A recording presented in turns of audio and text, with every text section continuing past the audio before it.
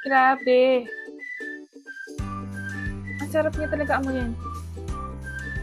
Napaka-relaxing. Tapos yung amoy niya, umaamoy niyo lang siya, ang amoy niya mint. Tapos sobrang relaxing niya. Nako, alam niyo, perfect na perfect talaga to sa mga madaling mahilo, sa biyahe, ganyan.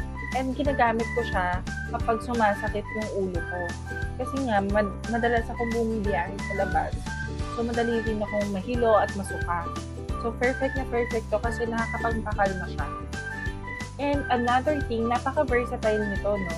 Kasi, pwede mo rin siyang gamitin sa mga katikatil mo sa balat. Or, for example, nakagat ka ng insekto, pwede mo siyang ipahid. And mga meeting na nyo, ganito na siya kadami. Oh.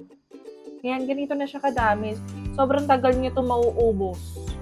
And, napakaganda pa ng packaging niya.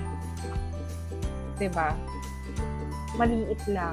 Ito na talaga yung isa sa mga must-have ko.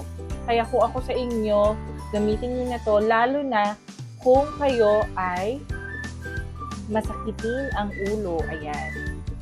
Sige, check out na. Lalagay ko yung link sa Yellow Basket.